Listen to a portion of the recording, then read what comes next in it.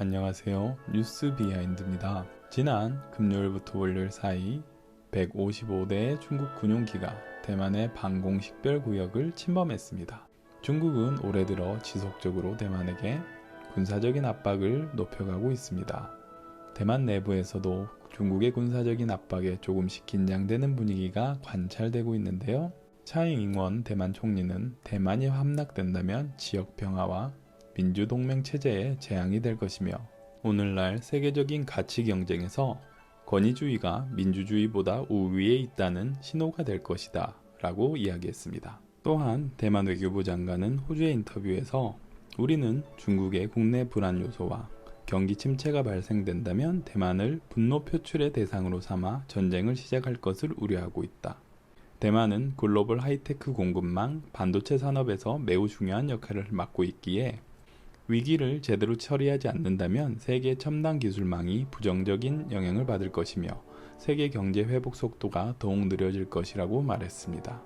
대만 총리와 외교부 장관의 발언에서 중국으로부터 강력한 위협을 느끼고 있으며 외부 서방 세력에게 자신들을 보호해 줄 것을 강력하게 외치고 있음을 알 수 있습니다.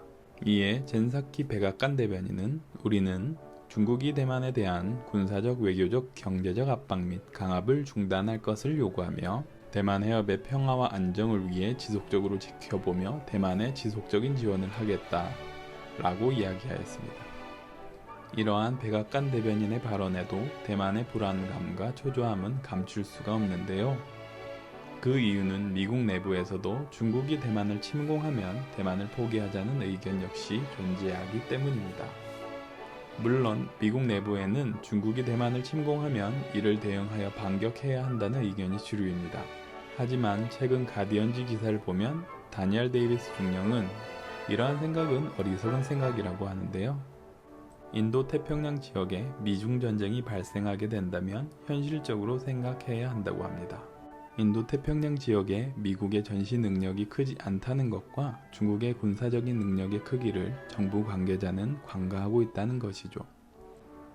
실제로 수많은 군사 시뮬레이션에서 미국과 중국의 전쟁에서 미국의 항공모함을 90%를 보내야 전쟁을 할 수 있으며 이기더라도 간신히 이길 수 있다는 결과가 나와 충격에 빠졌다는 소식이 있습니다. 설사 미국이 중국을 이긴다고 하더라도 너무 많은 희생이 따르기 때문에 데이비스 중령은 대만에서의 직접적인 전투는 반대하고 있습니다.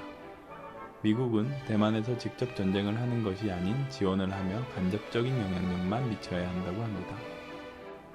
직접 전쟁을 치루어 감당할 수 없을 만큼의 대가를 치르는 것보다는 대만을 미끼로 두어 중국이 악수를 두게 해야 한다는 것이죠.